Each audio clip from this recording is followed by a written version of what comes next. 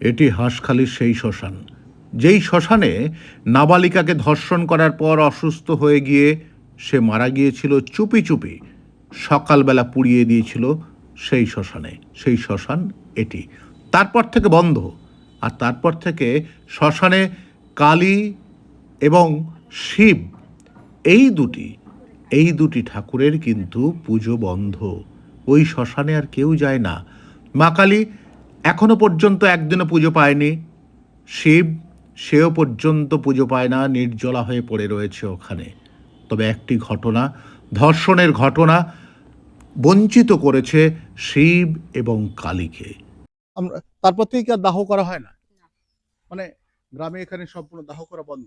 সব বন্ধ, একদম টোটালেই বন্ধ। এখানে কেউ আসেও না। এখন আর কেউ আসে না? না। তো শ্মশানটা না। বন্ধ হয়ে গেল কেন?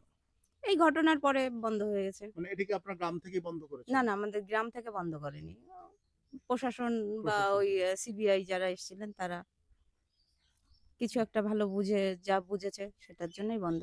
বা কোনো ইনভেস্টিগেশনের জন্য বা কিছু একটা কারণের জন্য হয়তো বন্ধ করে রেখেছে। বন্ধ করে। তো ওই বন্ধ আছে বলেই গ্রামের মানুষ তো একটু ভয় পায়। কেন যাব? গিয়ে আবার কি কোন প্রশ্নের সম্মুখীন হব বা কিছু, সেই কারণেই কেউ আসে না এখানে। সন্ধ্যাবেলার পর আর আসেন এখানে?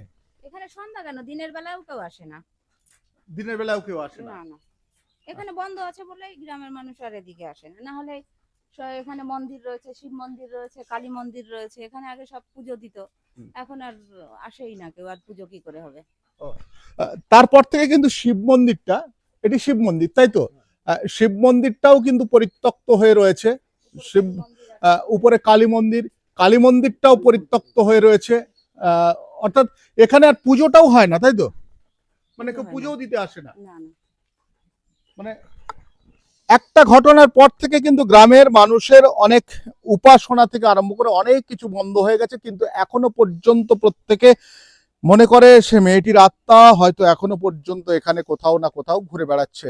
তবে এই ধরনের নানা ইনফরমেশন আপনাদের জানাবো। আমি শঙ্কু রয়েছে আপনাদের সঙ্গে।